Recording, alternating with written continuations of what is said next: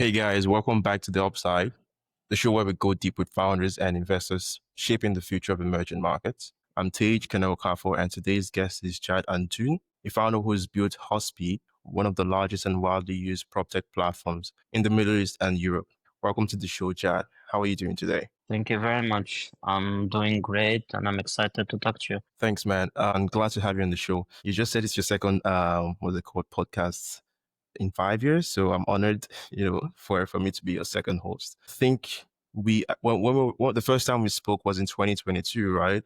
When Hospia just kind of raised, I think about $38 million in Series A, right? And, trying to help or simplify the home buying and home owning journey, right, for people in Dubai. And at the time, Hospia expanded into Spain. Before we get into that, right, for people who don't know about Huspy, right, or don't know about you, as a founder, because I remember, you were a previous VC. Can you walk us back, to your, previous life as a VC, how you got into tech, how you got into VC, and ultimately what led you to starting Huspy? So it's been maybe 3 years that we know each other. So I'm excited to reconnect again with you on the second funding round after the Series A. So basically I'm originally Lebanese. I moved to college to the US, stayed 7-8 years between my education and my first job before coming back to Dubai in 2018 and joined the venture capital firm that you mentioned, which is one of the most successful VC in the region. I was super lucky to. That's Beco Capital. Beco, yes, Capital. Beco Capital. So did a bit less than 2 years with Beco, and I was very fortunate in timing. So I came in 2018. That was the first or the early signs of an inflection point, and in the Middle East, it's the time where General Atlantic invested in Property Finder, the acquisition of Uber and Careem, some of the early rounds of the likes of Ketopi, Fresha, and a few others. I learned so much about how to assess markets, businesses, and etc. Then I left and I decided to Huspy. So why did you, being a VC and getting access to lots of deal flow, right, across different sectors, why did you choose Proptech? Listen, so there's a very pragmatic approach to the way we to the day to why we decided to play in this space. As people might know, when people say real estate and proptechs and etc., people usually speak about the size of the market and all of that, and that's right. The size of the market is very, very, very large. The question for me started, if the market is so large, why aren't the biggest companies in the world proptech businesses? And even when you go and you count the top maybe 50 companies, you don't find the PropTech business and that flow. So it took me a while to answer why, but most importantly, what's the right business model to operate in this sector? And as you might know, Tage, I think we're going to dig deep into that maybe later in the call, is that there's different business models that we're operating, and Huspy, we decided to build something very specific, very new in the category. And we feel that we have an incredible business, incredible value proposition for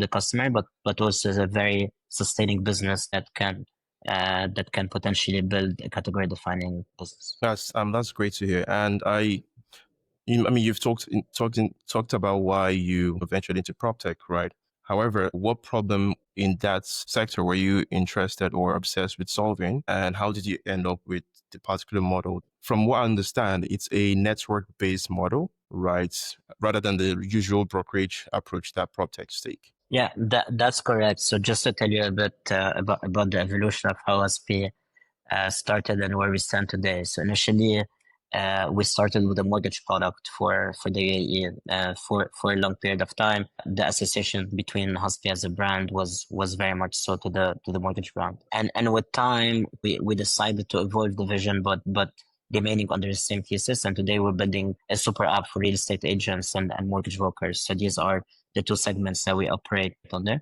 Both of them have the same exact thesis. So either being on the real estate side or the mortgage side, which is we empower someone on the real estate side as a real estate broker, on the mortgage side as a mortgage broker. We give them the best technology, the highest commission, the infrastructure to close their business, meaning contracts with banks, contracts with developers, or marketing cloud. Right? As simple as the and the problem that we started with the network model in majority of the markets in Europe and the Middle East, you have a big price discrepancy in the industry. Meaning, and if you want to rent or buy or sell a house, you mainly as an end user interact with the agent, and the agent does the majority of the work. So the agent, they source the property, they manage the leads, they manage the visits, they do negotiation, and they do the paperwork. And even though that they do the majority of the work, in many of the markets, they keep the minority of the commission, and where the company keeps most of the commission. And in return, we felt that the company doesn't give much in returns. Companies give a brand has a certain importance, but what really matters is the right property at the right price. That's one. Two, they put a bit of money on the portals, the likes of Zillow in the US, Idealista in Spain, Property Finder and Buyut in the UAE, and three, they give them an office space. So you had the big price discrepancy and who does most of the work and who gets the most of the money, if that makes sense. So we solved that problem on the mortgage side, and we came with a similar thesis today on the real estate side. So we built a couple of network models both on the mortgage and the real estate side. And today, Huspy, especially in the European markets, anyone can become an agent with us. You can be the best agent in the market, or you can be a student in university where you want to make a bit of money on the side. Download the app, we'll onboard you online, you're up and running. So from what you've said, right, it sounds like an Uber for real estate agents or brokers, right? From running Huspy over the last 5 years, this model has grown,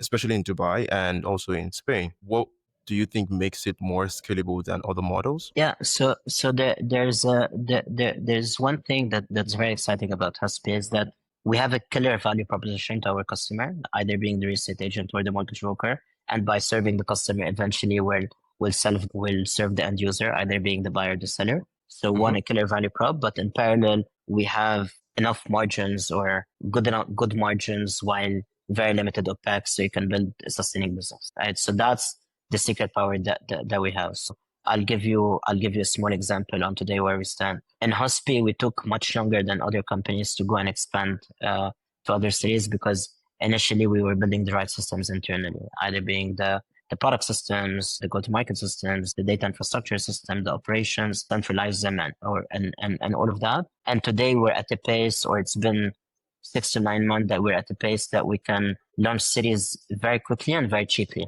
So for example, when we went from Madrid to Valencia in Spain, we did that with 2-3 people on the ground, and everything else was catered from the central team in Spain. That gives us a lot of agility and speed, but also a low cost structure that can allow us to give a good bulk of the economics to the agents and brokers and do the right thing for the industries. If you compare that model in this industry, it's a very capital efficient business in total.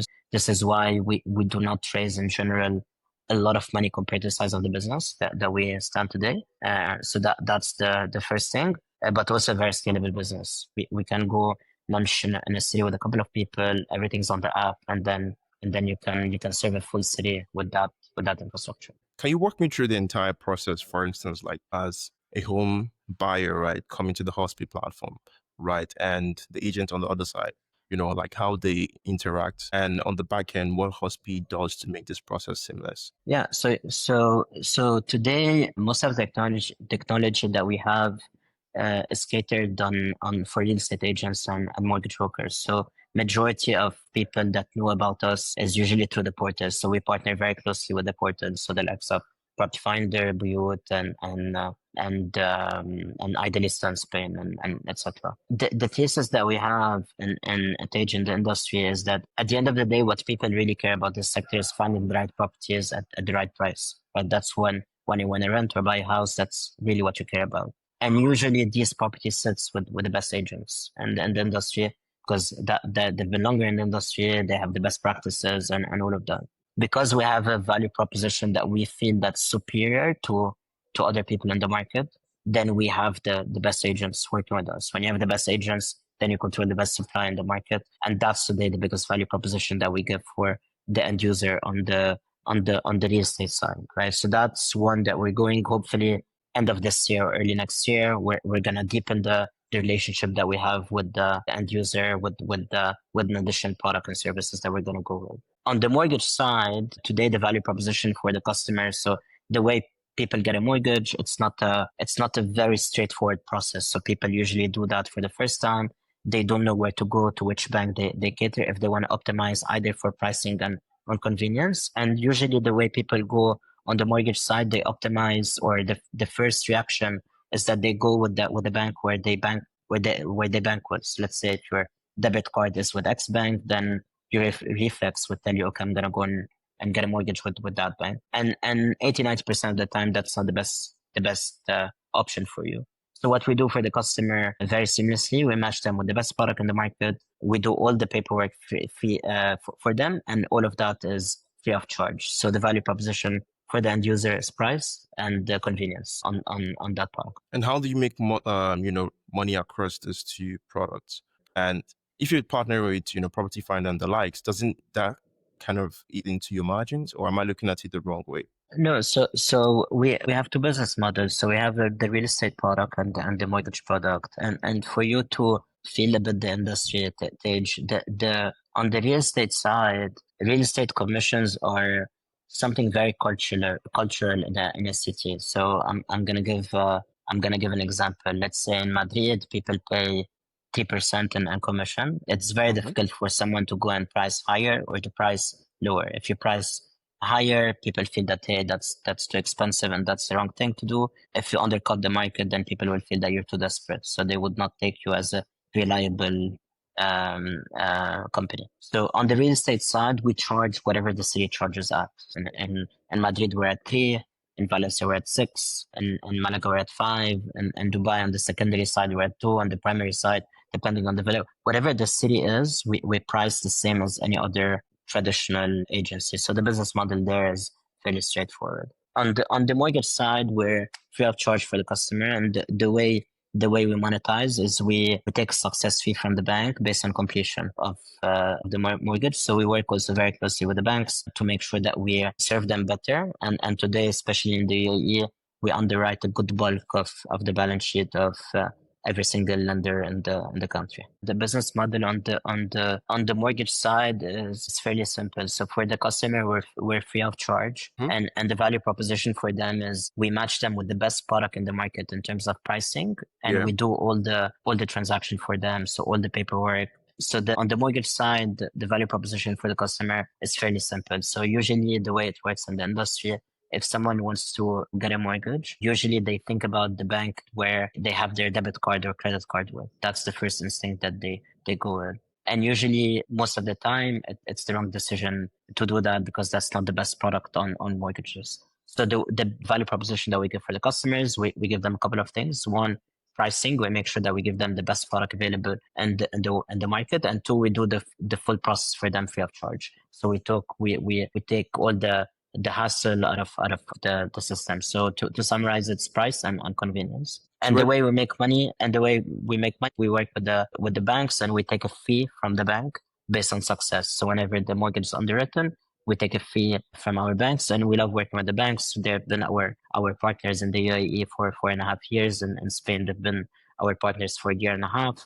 And in the UAE we underwrite a big part of the balance sheet of every single lender. That's interesting. And in the last few years, you've captured about 30% of Dubai's mortgage market. So with the banks, right, like because of that penetration, right, are there instances where you get favorable rates with the banks? The rates you get from them, in fact, kind of shoots you from competition. Yes, very, very often this happens with some of the banks that we have a long relationship with, and that would been our partners for a long period of time, and also because of where we stand in terms of our partnership, we get sometimes rates that it's very difficult for the end user to get, right? As a customer. So let's say if you go to the bank directly, you get an X product, and so sometimes we get 20-30 basis points below that product, and the 20-30 basis point doesn't sound much, but when you have an average ticket of $500,000 compounding over 20 years, you're speaking about tens of thousands of dollars. And is this also what's kind of, will I say, stopping a new entrant from replicating that playbook? Because ultimately, if someone was to replicate what Huspy has done in Dubai, you'd have to, partner with these banks and try to get favorable rates. I think my question is, what's competition like, right, in Dubai? Yeah, so we do have competition in the market. There's a few there's a few players that are available and the market. I think the position that we have is a few things. So one, we have a very deep relationship with vendors, but we also have a deep relationship with the markets. So just for you to have a feel about Tage, roughly half of the market uses our technology on a daily basis, right? So they've built their systems with us, their data with us, and this is customer data over the past 4 years and all of that. And from day zero, we've built the company while having the mortgage broker in mind. Every detail that we put into the market, every idea, every execution, we make sure that it's all in the interest of the broker. And we say it very out loud and honestly that our customer today is the mortgage broker and the real estate broker. That's why we built the company and from day zero, and we're always going to remain with that thesis. So for someone to come and shift these systems and the partnerships and distribution, I think that's what makes us in a good position. That's interesting. But what would you say to, will I say, for instance, I mean, I spoke to Mustafa from now a couple months back, right? And they have this intention to come into the Middle East, I think starting with the UAE and Saudi or something. I mean, if I can remember correctly, right? How do you see that playing out, right? I mean, I don't know I don't think the model is the same, right? But, they deal with mortgages, you deal with mortgages. Somehow there has to be competition in that regard. I think you should ask Mustafa that question. Why is coming to the I'm not in a place that can answer this, but I think if the way we think about competition is good for the market, it's gonna push everyone to get better. But we're known in Huspy that we're gonna compete and we're gonna leave it all on the table. So talking about expansion, I know we spoke in 2022 and you had just moved to Spain at the time, right? Madrid, the first city. And now you're in about 7 cities? We are today in 6 cities. 6 cities, okay. So I think first question is why Spain, of all European markets, and why was Madrid like the right beachhead for Huspy? Yeah. So first of all, we see Spain as the entry point for Europe, but we're very bullish about the European continent as a whole. So hopefully next year we're gonna do a couple of new countries in Europe.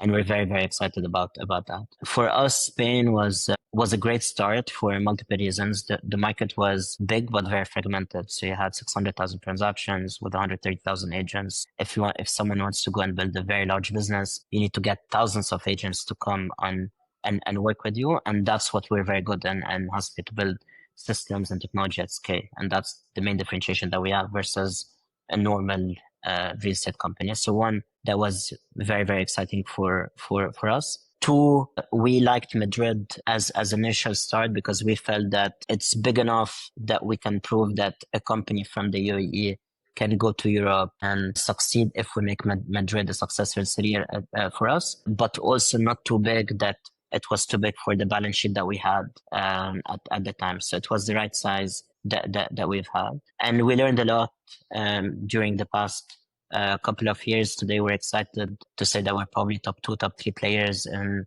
Madrid. By the end of the year, we should be market leading, and that's the goal. And we feel very confident to be able to get there. But also the new series that we launched. Valencia was the second series that was launched 7 months ago. I think today we're the second biggest player in Valencia. At the end of the year, we should be the largest. So, and then the other cities that are launching are all growing either at the same pace or faster than the other cities that we launched. Would you say it's a lack of innovation from other Proptech players in the region markets? If I want to answer this question, I would say a couple of things. And I think there's a lot of Proptech companies in Spain. Some of them have different business models. Some of them are going into the direction that's a bit similar to what we've built in Huspy. But I think if I wanna point a couple of things, it will be one, the business model that we chose, the network model itself, that I think is the right business model to play in the sector. That's one. And a second thing, which I think is most of the battle is execution. I think is just the obsession to get better every day. And I think we've built a reputation on being obsessed about execution over the past 4 or 5 years and the business. And I think companies are mainly built on strategy plus execution, but I would say execution is a big part of why a company would succeed or not. How did you instill that, down into the team when you first launched in the UAE, right? There are like very few companies from the Middle East or even, Africa, right? That say, you know what, we've done this in our home market. Let's take this to Europe. I think Spain is one of the larger tech ecosystems in Europe, right? So they're like two different, markets, but what kind of drove that? Will I say the need to go outside of the UAE to a different, bigger market? And it was crazy. No one's done it. I think we're one of the first companies, if not the first company, in technology to go to Europe from the Middle East. I think the decision was very unconventional at that time. And now I think there's more companies. Yes, now I think there's more companies going in a similar direction. I hope there's more companies that will go from the Middle East to. I'll tell you, Tage, there's a couple of things. One, the ambition of the company was always very high from day zero. We always want to build a global brand. That was something that's a constant from day zero. We always aimed higher. The ambition was very high. We wanted the big market, more disruption, and all of that. I think why we decided to go to Europe in general, and then I decided to go in Spain. We are playing in a vertical where it's still nascent globally. It's not like we're a food delivery business or a payment business or a ride-hailing business where competition is already saturated in Europe. So we had the opportunity to go global from the Middle East. That was the first thing. The second thing why we chose Spain was a purely pragmatic, objective decision making. We said, okay, what's the perfect market for us? Want something big, very fragmented, NPS was very low, and all of that. And then we dissected multiple markets. Within those markets, we started doing expert calls. We went deep into, okay, where can we win more efficiently? We said, okay, there's less options. And then, okay, what are our network can help us the most where? So we had a lot of Spanish speakers in the company. That was easier for us to go into a Spanish market than a different market in Europe. And then we said, okay, Madrid we feel comfortable with that because of the size of the market and also the balance sheet. So the cash that was present in the bank. The good thing, we feel very confidently that we can replicate what we've built in Spain and most parts of Europe. And that's why the Series B came in place. If we wanted to stick around in Spain and the UAE, I don't think Huspy would have ever raised. We didn't need the money, but for us, expansion is something that we want to go after. So again, the goal is to build a global brand and the company. We have a lot of ambition. And for us, the capital will allow us to open cities much faster than. How defensible do you think your position is across the UAE and Europe, right? With other players trying to copy the model? Yeah, so the way, Tage, you should think about the position that we have is that we've built our systems from day zero to target that business model specifically, right? So for us, going from one city to another, it's very, very natural. And we've built that from day zero, right? With that ambition.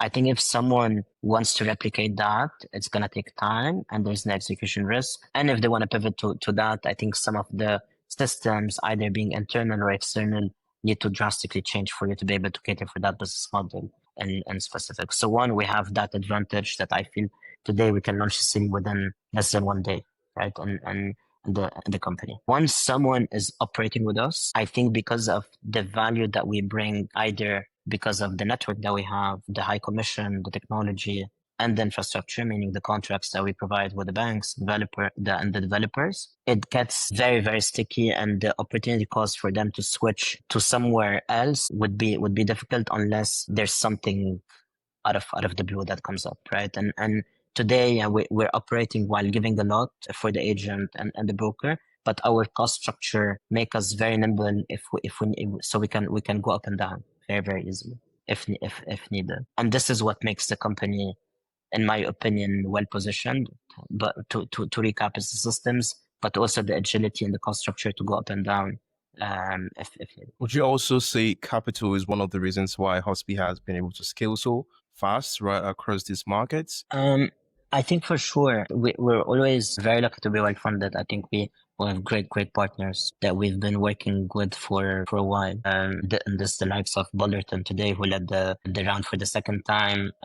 Peak 15, who was investing in the company for the third time, was previously known as being Sequoia in India and Southeast Asia. And BNY has been investor since day zero. And Kotu, Exporter, Karen Wazan, and a few others. So we feel that yes, we're well capitalized, but I always say that capital is not the whole game. Capital is great when you have something working and you want to go faster, right? As a business, if you have no PMF or a business that works, you can have all the money in the world and it's just a matter of time before you explode. So I always say that venture is a great accelerator for growth when you have something that's working as a business. But we feel that today that the money that we have in the bank will allow us to go faster than competition and the markets that we are in and we're planning to go into. Talking about fundraising and investors, I mean, I'm glad you mentioned or brought up Balderton and PKXV, Peak 15. Right. I know, also reference to the last time we spoke in 22, I think at the time it was just PKXV that had invested, right, out of, the big names. And you launched in Europe, it's in Spain, right? And you had some traction. I understand that Balderton came in mid 23 or 24, right? And they're one of Europe's biggest investors, right? So I kind of want to understand what happened in the background and the scenes as to like, oh, okay, we just, launched in Europe. After a year or two, one of the biggest VCs decided, to back us, right? And also, lead the Series B round, which to go further into the region. Yeah, so correct. So I think the Series A that we've done with Sequoia India and Southeast Asia that became today Peak 15, we had Founders Fund, Fifth Wall. Oh, Founders Underneath Fund too that, was and there. My bad. Yeah, Founders Fund was there too. Yeah. yes, and this was a capital for us to go into Europe. The story that we had with Bullerton, I think we met Bullerton more or less at the same time that we raised the Series A, so fairly early on in the life of Huspy. And I believe that we've had a lot of chemistry from the beginning. The only question mark back then was the European angle, because as people know, Bullerton is mainly a European investor. We stayed in touch with time as they saw how the business in Spain is evolving and the focus that we have on Europe. The conviction came higher, and last year they led the round in Huspy, and today they're leading the second round that we have in Huspy. They've been unbelievable partners for us, unbelievable. In my opinion, they're one of the best in the world in what they do, and we're very lucky to have them on the cap table. And I really think that in the European markets, in real estate for sure, but probably it's going to be in other markets also, are really unbelievable market to build a long-lasting business.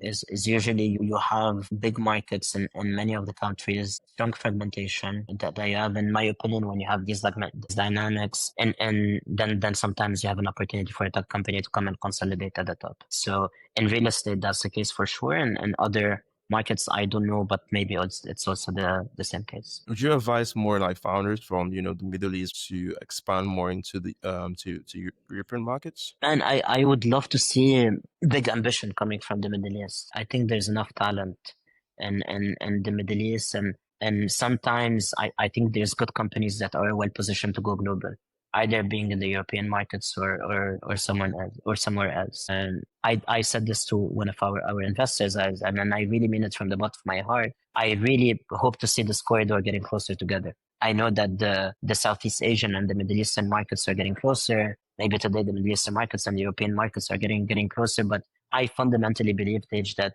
sometimes in markets, things are not very different. People make it sound very local, and all of that. You have a local element, yes, but it's big enough to change the whole direction of a business or a product. The way you order Uber in any market's more or less the same thing. And sometimes you have a shortage on the supply side, on the buy side, but the experience for the end user is the same. You go, you click 3-4 buttons, you got a car, drops in point B. That's the fundamental. The portal is more or less the same thing. The way you buy property is the same thing. You start on the portal, then you go offline. In Dubai, you might ask the agent in a building if they have gym or swimming pool, and in Spain you will ask them if there's an elevator or not. Fundamentally, it's the same transaction, right? There's nothing that much that's different in those. What's very local, in my opinion, is positioning slash marketing of the value proposition and the regulation slash law and all of that. All right. And now you're entering Saudi next. Right. What makes you like bullish on such a role on the build market? What are the biggest challenges there, right, in terms of expansion? Yeah, so I'm not sure if people know this, but we've been going to Saudi for the past 4 years, once a quarter, doing discovery on the ground and leaving. So we have a very good understanding of where the market is. We're always very bullish in Saudi and the opportunity over there and all of that. For us, it was always a question of timing. We wanted to see a couple of things on the ground clicking, for us to go and launch. And we really believe in Huspy that timing is very important in launching. If you launch too early, then you might have a problem. If you launch too late, then you might have a problem. Unfortunately, these are things I prefer to keep them internal. So now we feel that this is the right time that that makes us big go and launch in Riyadh. What would you say are the factors that have kind of aligned for, Huspy to move into Saudi now? There's things that are very tactical on the ground. So mainly we wanted to see a bit more balance in the marketplace, quote unquote. So, I mean, apart from Saudi, right, where else are you looking at, globally, right? Since you've mentioned Huspy being a global market and, you've expanded across the UAE, Dubai, Spain in 6 cities now.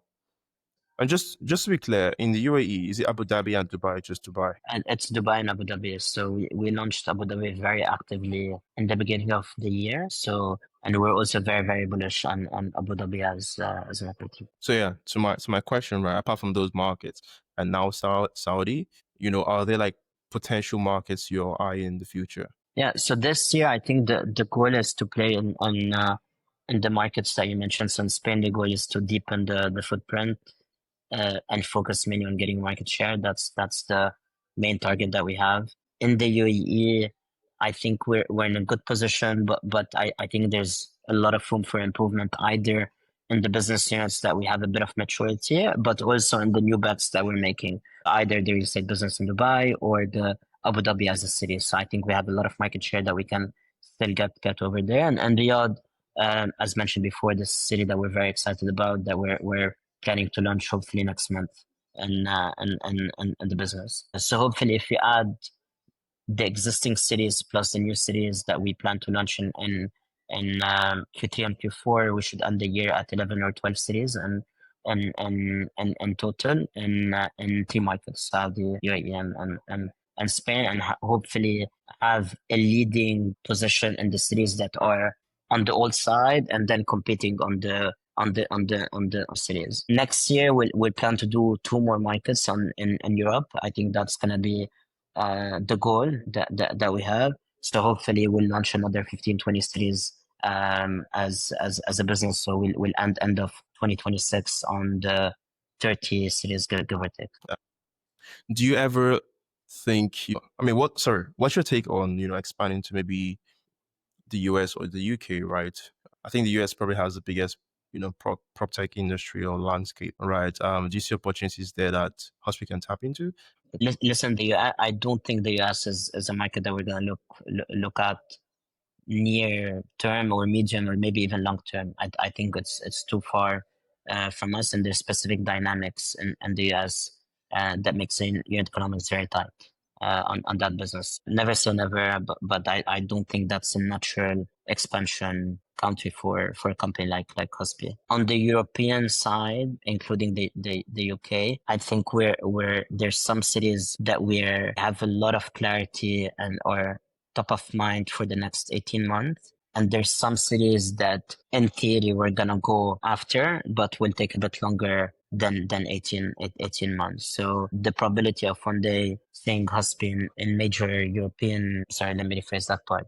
So the goal in Huspy is eventually to find us in most of the tier 1 cities in Europe, right? That's what makes us excited, what makes us go out of bed every single day. And we feel that we're well positioned as a company, both from a value proposition, technology stack, and go to market for us to be able to serve to serve those cities. That's great to know. I mean, let me know whenever you guys are in London. So yeah, we can get some properties there. But anyways, Done. so just talking generally about, the business models, or rather the verticals where, Huspy is, home buying and mortgages. What's your say on, vertical expansion, including maybe embedded finance? The vision, like you said, the vision is to go deeper into those markets, right? And somewhat go wider geographically, but product wise, is Huspy sticking to those two verticals, or should we expect more product diversification? Yeah, I think short or short medium term, these two products are gonna be our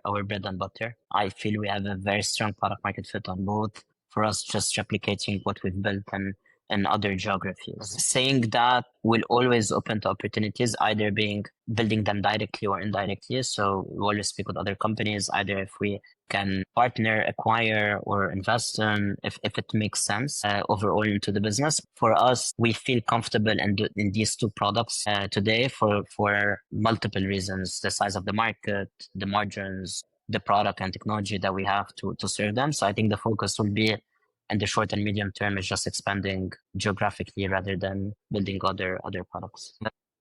So yeah, thanks for that, Jad. But yeah, just before we round up, maybe a couple of quick fire questions. The first would be, what would you say is the most underrated advice that investors give or don't give founders in the Middle East? Most underrated advice: do not spend before you have product market fit.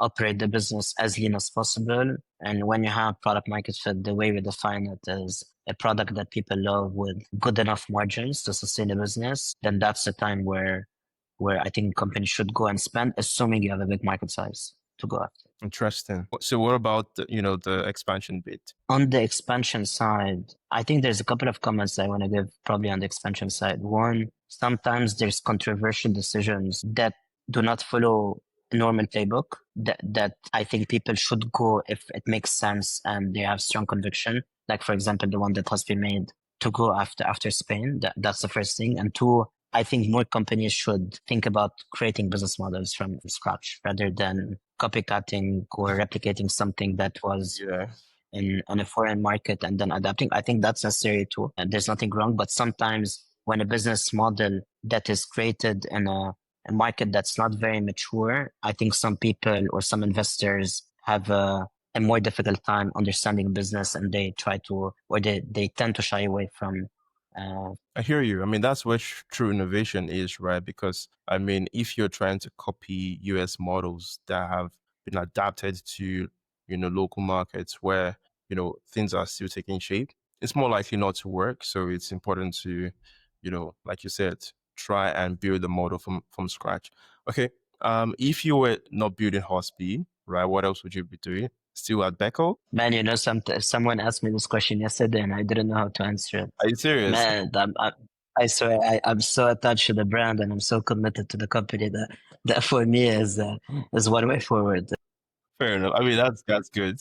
That's good. And what's one company locally and internationally that you admire, right? And maybe one reason why you admire them. Internationally, I think I have a lot of admiration for Uber as a business. I think Uber is a category winner for the gig economy as a concept. That's the business. I think that's incredible execution, incredible product, incredible ambition. So I think the team in Uber did a phenomenal job, and especially seeing how the company went off, being global, transitioning into better margins and then good profitability in a lot of the markets. I think Uber is a great precedent for a lot of companies into how to create categories, but also think on a very large scale. So I think that's one I would put there. On the locally, I think Tabis, I think their reputation precedes itself. Sam and the team did a phenomenal job, and I think they're putting a great benchmark for the region, and I hope we're next to play a small role also in putting the region on. What company was that? Tabi. Oh, Tabi. But Tabi is, man, Tabi is a phenomenal business, phenomenal. Yeah. Yeah, but my answer is cheesy. Everyone's gonna go and tell you Tabi if Okay. I put it on or not. Fair enough. Okay, so last question: what would you what would you want to see more of, right, in the Middle East startup and venture scene? I think that there's a couple of things. One from the founder side and one from the market side. So I think on the founder, I'm repeating myself a bit more ambition. I think that that's something that's very much needed to put the ecosystem on a high bar. So that's the first thing from market. And I know that there's a lot of efforts being done both in the UAE and Saudi. I will and started to get better. I think liquidity in the public market is something that's very much needed. Especially that if a business gets to a certain scale and then you have investors and internally people that want to go and liquidate the stock and etc. If someone's building a proper lead gen business, the likelihood of going public regionally is high, and you need the markets to be able to take it in an efficient way, right? As a business, and I think today, if you have a market cap within a certain number, I think you're good to go. But on a larger scale, then this is something that started, but I would love to see more of. Thanks for that, Jad. Okay. And we've come to the end of another episode of The Upside. If people want to reach you, where can they find you, on LinkedIn or Twitter? I think LinkedIn is messaging LinkedIn is the best way. All right. Thanks, Jad. And I hope you enjoyed this conversation. And Tage, thank you. And I also wanna thank you for being super nice to us during these times, but also in 2022. So we always enjoy catching up with you, and also for the opportunity to be with you in the podcast. Always a pleasure, man. Always a pleasure, man. Yeah, and yeah, see you guys next time on The Upside. Don't forget to like, subscribe, and follow wherever you get your podcast, Spotify and YouTube. Yeah, and another time. Bye.